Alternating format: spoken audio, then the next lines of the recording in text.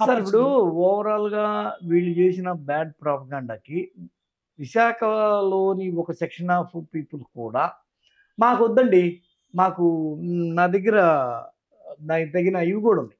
అవును. ఏవి మెసేజ్‌లు గూడా ఉన్నాయి. కొందరు ఇక్కడ అది అవును. పనిగా అవును. లేదు ఇక్కడ అన్నీ ఉన్నాయి కాబట్టి అక్కడ దాన్నేమంటారు అక్కడ అక్కడ ఇంప్రూవ్ అయితే మాకు అందరికీ మంచిది కదా! అవును. అని కొంత వీళ్ళు కూడా అదే డౌన్ అయినట్టుగా అంటే అవునవును. వంగిపోయారు. వీళ్ళు కూడా లొంగిపోయారు. బెండ్ అవ్వడం ఏంటంటే దాన్ని అలాగ నెగెటివ్‌గా ఎడ్యుకేట్ చేసేసారండి. ఓకే. ఇప్పుడు ఈ మాటలు మీరు అన్నారు కదా! విశాఖపట్నపు వాసులు కూడా హ్మ్. మాకు విశాఖపట్నం వద్దు. వద్దు రాజధాని. ఎందుకురా బాబు వద్దనంటే హ్మ్. ఇటు జనసాంద్ర డెన్సిటీ ఆఫ్ ది పాపులేషన్ పెరిగిపోతుందని, హ్మ్. పొల్యూషన్ పెరిగిపోతుందని, హ్మ్. కాస్ట్ ఆఫ్ లివింగ్ పెరిగిపోతుందని, హ్మ్. క్రైమ్ రేట్ పెరిగిపోతుందని హ్మ్. ఇలాగ వాళ్ళు హ్మ్. మనం అనుకున్నట్టు గోవెల్స్ ప్రచారం చేసి ఈళ్ళకి ఆ నెగెటివ్ విషయం ఎక్కించినట్టు ఎక్కించారు. ఎక్కిచ్చారు. ఇప్పుడు ఇదే మనుషులు హైదరాబాదు యాక్చువల్‌గా ఈ మూవ్‌మెంట్ అనేది ఈ బ్రెయిన్ చైల్డ్ అనేది హైదరాబాద్‌లో ప్రారంభమైంది. హ్మ్. ఎలా ప్రారంభమైతే మీరు నేను మాట్లాడితే మన దగ్గర పక్కోడికి అవుతుంది. హ్మ్. మీడియా ద్వారా హ్మ్. వాళ్ళు ఎక్కించారు. హ్మ్. వాళ్ళకున్నటువంటి ఎలక్ట్రానిక్, ప్రింట్ మీడియా, వాళ్ళకున్నదే కెపాసిటీ అదే ఆ కదా! కెపాసిటీ. వాళ్ళ సంక్షేమం అంతా అక్కడే ఉంటది. దాని నుంచి వాళ్ళు బాగుపడితే చాలనుకుంటారు వాళ్ళు. దాని నుంచి అక్కడ ప్లాన్ ఏంటంటే 2, 3 పాయింట్లు చెప్తాను. ఒకటోదేంటంటే వాళ్ళు అమరావతిని క్యాపిటల్‌గా నిర్ణయించేసుకున్నారు. క్యాపిటల్ డిసైడ్ చేసేసారు. చేసేసి దానికి అనుకూలంగా అదే కావాలి చావురేవైనా. ఎందుకు అనంటే అప్పటికి అమరావతి క్యాపిటల్‌గా నిర్ణయించక ముందు అక్కడ ఎకరా 10,00,000 ఉండేది. లేతే 15,00,000 ఉండేది. ఇంకా సాగు భూమి 2 పంటలు, 3 పంటలయితే 20,00,000 ఉంది. అంతకన్నా రేట్ ఉండేది గానీ కొనేవాళ్ళు లేడు. రేట్ ఉండడం వేరు, ట్రాన్సాక్షన్ జరగడం వేరు. అయితే ఈ అమరావతి రాజధాని చంద్రబాబు నాయుడు ప్రకటించారు. ప్రకటించిన తర్వాత వాళ్ళు ఇంటర్నల్‌గా అనుకుని ప్రకటించిన తర్వాత అది 10,00,000ది 50,00,000 అయింది. 50,00,000ది 1,00,00,000 అయింది. ఒక్కో దగ్గర ఎన్ఆర్ఐ వాళ్ళు 2,00,00,000, 3,00,00,000 కూడా కొనడానికి వచ్చినోళ్ళు ఉన్నారు. అయితే వాళ్ళు హైదరాబాద్‌లో బాగా రియల్ ఎస్టేట్‌లో రుచి మరిగారు. ఇప్పుడు ఏ సో కాల్డ్ సామాజిక వర్గం హైదరాబాద్‌లో రియల్ ఎస్టేట్ ద్వారా బాగా రుచి మరిగారు. ఆ రుచి హైదరాబాద్‌లో చూసి దాని రుచి మరిగారని ఎగ్జాంపుల్ చెప్పడానికి ఏంటంటే హైదరాబాద్‌లో కూడా 50,00,000 కొన్నది సపోజ్ ఫర్ ఎగ్జాంపుల్ కోకాపేటలో 100,00,00,000 అయింది.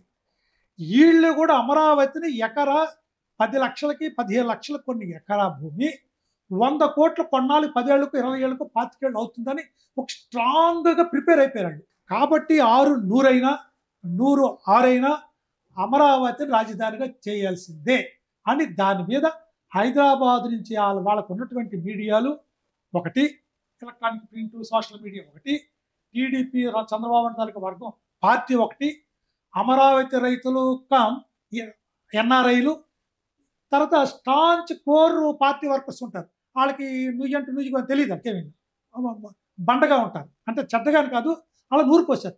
ఈ 4 రకాలుగా విశాఖపట్నాన్ని పనికిరాదు, విశాఖపట్నం మాకు అక్కర్లేదు, అమరావతి మాకు కావాలి అని అంటున్నారు కదండి. ఒక్క మాట నేను చెప్తాను. ఇదే ఎవరైతే ఇప్పుడు అన్నారో మాకు విశాఖపట్నం అక్కర్లేదు, హైదరాబాద్ సిటీలోకి వెళ్ళి మీకు హైదరాబాద్ ఎందుకయ్యా మహబూబ్‌నగర్‌లో, నిజామాబాద్‌లో, వరంగల్‌లో చేస్తే క్యాపిటల్ బాగుంటుంది కదా అని వీళ్ళు అనమనండి అంటే ఊరుకుంటారు వాళ్ళు. కొడతారు. మరి ఢిల్లీ క్యాపిటల్ ఇండియాకి దేశ రాజధాని ఇక్కడ ఉండాలా? ఆల్రెడీ డెవలప్ అయింది కదా, ఇక్కడ ఎందుకని అవ్వాలండి? ఏం చెప్తారు? ఏమి పనిష్మెంట్ ఇస్తే ఏం రెస్పాన్స్ ఉంటుందో? ఇవన్నీ తెలివి తక్కువగా అమాయకత్వాన్ని ఇలాగ వాడుకొని క్యాష్ చేసుకొని వాళ్ళు కోకాపేటలో ఎకరా 100,00,00,000 చేసే రేట్ వచ్చేడానికి వాళ్ళు భవిష్యత్తు వేసుకున్నారు. వీళ్ళకి నిజంగా ఇప్పుడు మొన్న ఎప్పుడో అనుకున్నాం, ఇక్కడ అదే రైతులు నిజంగా పోరాడారు. వాళ్ళకి 10,00,000ది 10,00,00,000, 20,00,00,000, 100,00,00,000 అవ్వడానికి మా రైతుల భూములకి ఎందుకు వాల్యూ రాదు, మాకెందుకు విశాఖపట్నం ఇస్తుంది అని ఇక్కడ రైతులకు కానీ వాళ్ళ తాలూకా ప్రజలకు కానీ రావాలి. రాకుండా అమరావతిలో తీస్తే రాష్ట్రం అంతా దివాళా తీస్తుందండి. క్యాపిటల్ ఇస్తే దివాళా తీస్తుంది. మన ఎప్పుడో మాటల్లో అన్నాను నేను. ఏంటి? It is future of darkness, whereas Visakhapatnam is future of vision. భవిష్యత్ అంతా విశాఖపట్నం అనుకుంది. చీకటి అంతరము దానికి డార్క్నెస్ అనేది అమరావతికి ఉంది. డార్క్నెస్ ఎలాగుందంటే ఇప్పుడు మనం ఒక బాధ్యతాయుతమైనటువంటి సిటిజన్గా మనం ఈ విషయాన్ని ఎవరికి నచ్చినా నచ్చకపోయినా చెప్పాలి. ఎందుకు అనంటే ఫ్యూచర్ ఆఫ్ డార్క్నెస్ అనంటే అమరావతి క్యాపిటల్ అయితే మనకి చాలా బాధాకరం, చాలా విచారకరం. ఇది ఒక డార్క్నెస్. ఎందుకంటే ఆర్థికంగా దివాళా తీస్తాం. ఎందుకనంటే విశాఖపట్నంలో ఒకవైపు చూసుకుంటే ఫ్యూచర్ ఆఫ్ విజన్ ఎందుకన్నాము, ఇది గ్రోత్ ఇంజిన్ అనమాట. ఎకనామికల్గా అన్ని రంగాలలోని విశాఖపట్నం అభివృద్ధి చెందడానికి అవకాశం అభివృద్ధి చెందుతుంది. ఎందుకనంటే దానికి ప్రూవ్ కూడా ఉంది. ఇది ఇండియాలో 9th ఫైనాన్షియల్ సిటీకి విశాఖపట్నం వస్తుంది. అమరావతి ఏ సిటీగా ఉందండి? అక్కడ ఈ రోజుకి చాలా లోతట్టు ప్రాంతం. అక్కడ అమరావతి రాజధానికి కట్టిన తర్వాత ఎప్పుడైనా ఒక 10 ఏళ్ళలో 20 ఏళ్ళలో ఎప్పుడు వస్తుందో తెలియదు, కానీ కృష్ణానది వరదలు, అక్కడ ఆ వరదలు వస్తే వరదల్లో జనాలు రాత్రి వస్తే కొట్టుకెళ్ళిపోతుంది. ఆ చచ్చిపోతే లోతట్టు ప్రాంతం. లోతట్టు ప్రాంతంలో ప్రపంచంలో ఎక్కడా కట్టేది లేదండి, కట్టరండి. కానీ ఒకళ్ళు కట్టాలంటే ఇప్పుడు ఆయన ఏం ప్లేస్ చేశాడు, 13 అడుగులు ల్యాండ్ గ్రావెల్ పోసి లెవెల్ చేయాలి. పునాదులు తీయాలంటే 135 అడుగులు పునాదులు తీసి పైలు ఫౌండేషన్ తీయాలి. పైలు ఫౌండేషన్ అంటే కిందకి 135 అడుగులు తీసి సిమెంట్ కాంక్రీట్ పిల్లర్స్ వేసి కట్టాలి. అంటే అర్థం ఏంటి, ఈ లెవెల్ పూలింగ్ చేసిన దానికి ఈ పిల్లర్స్ కట్టిన దానికి ల్యాండ్కి ఖర్చు ఎంత అవుతుందో బిల్డింగ్కి, అదే ఖర్చు విశాఖపట్నంలో అన్ని 5,000 కోట్లు ఖచ్చితంగా పరిపాలనా రాజధానికి సరిపోతుంది.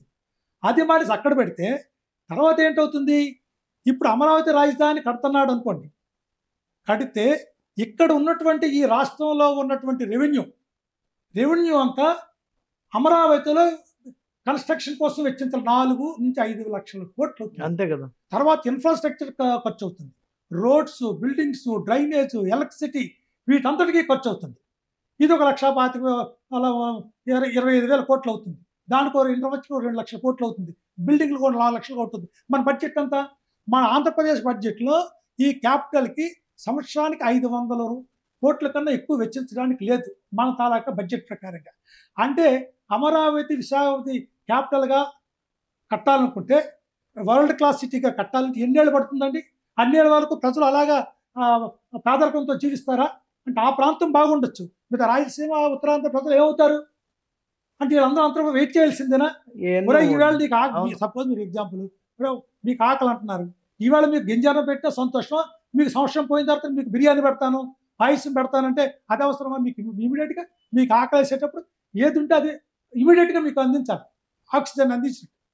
అయితే వాళ్ళు ఎలక్ట్రానిక్ ఈ మీడియా ద్వారా ఇప్పుడు పెద్ద ఒక వేవ్ లాగా తీసుకొచ్చారు ఎలక్షన్స్ ముందు.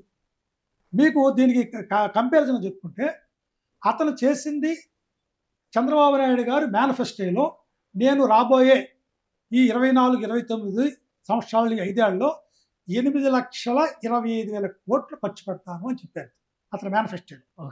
8 ఈ అన్ని స్కీమ్స్ కింద రాబోయే నన్ను గెలిపిస్తే మీ అందరికీ 3,03,000 ఓల్డేజ్ పెన్షన్ ఉందనుకోండి, అది 4,000 ఇస్తాను. 4,000 అలా ప్రతి దాంట్లో ఎంప్లాయ్మెంట్ ఇది దీని కింద 2,000 ఇస్తాను. వాలంటీర్లకి 5,000 నుంచి 10,000 ఇస్తాను. ఇవన్నీ కలిపితే 8,25,000 కోట్లు అయింది. అంటే సంవత్సరానికి ఎంత అయిందంటే 1,65,000 కోట్లు అవుతుంది ఆయన చెప్పిన సంక్షేమ పథకాల కోసం అవుతుంది. అదే ఇప్పుడున్న existing incumbent YSRCP party, YSRCP party ఇప్పుడు సంవత్సరానికి 71-72 లక్షలు మాత్రమే ఖర్చు అవుతుంది. అంటే మీడియా ఎంత నెగిటివ్ ప్రాపగేట్ చేస్తుందంటే చెప్పడానికి, అంటే సంవత్సరానికి 72 లక్షల రూపాయలు, 72,000 కోట్లు ఖర్చు పెడితే రాష్ట్రం దివాళా అయిపోతుంది, శ్రీలంక అయిపోతుంది అనేసి ప్రాపగేట్ చేసేసి ఇక అయిపోయింది, అన్ని తాకట్టు పెట్టేస్తున్నారు, అన్ని గవర్నమెంట్ ప్రాపర్టీస్ తాకట్టు పెట్టేస్తున్నారు అని అతను దించేయాలి. దించి ఒక ద్వేషాన్ని ప్రజల్లో నింపారు. అంటే అందరికీ కాదు, నింపించుకున్న వాళ్ళకి నింపారు, జరిగింది అందరికీ నింపించారు.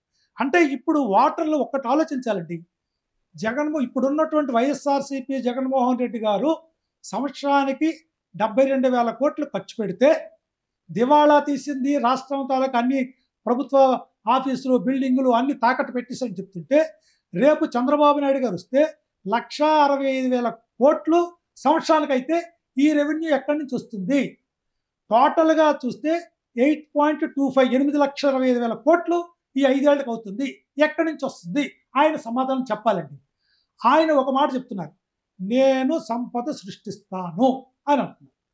సరే, సంపద సృష్టించారు ఆయన. సృష్టిస్తే ఎలా సృష్టించారో మేనిఫెస్టో చెప్పాలి.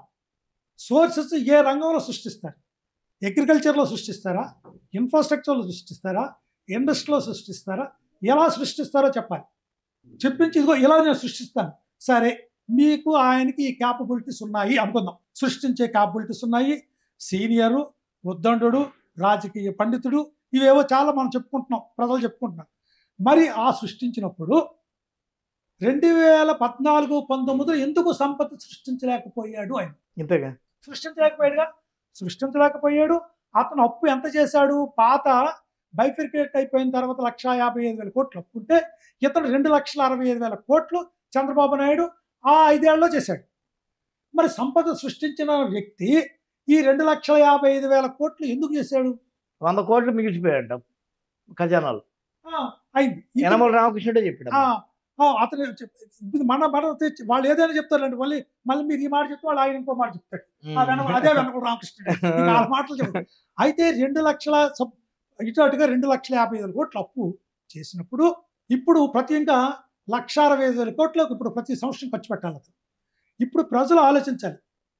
ఏడాదికి ఆంధ్రప్రదేశ్లో 72,000 కోట్లు ఖర్చు పెడితే ఇంత అప్పు అయింది, ఇంత ఖజానా ఖాళీ అయిపోయింది, ఇన్ని తాకట్లు లైబిలిటీస్ అప్పులు ఇన్ని ఎక్కువ రాష్ట్రానికి అప్పు అయిపోయింది అన్నారు.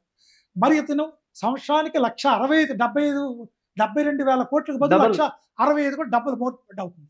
అప్పుడు రాష్ట్రం ఏమవుతుంది? దేన్ని తాకట్టు పెడతాడు? నువ్వు సంపద సృష్టించాలన్నప్పుడు కేటగారికల్గా చెప్పాలి. మీరు అబద్ధం ఆడితే రిజర్వ్ బ్యాంక్ స్టాటిస్టిక్స్ ఉన్నాయి, కాగ్ రిపోర్ట్స్ ఉన్నాయి, స్టేట్ బడ్జెట్ ఉంది.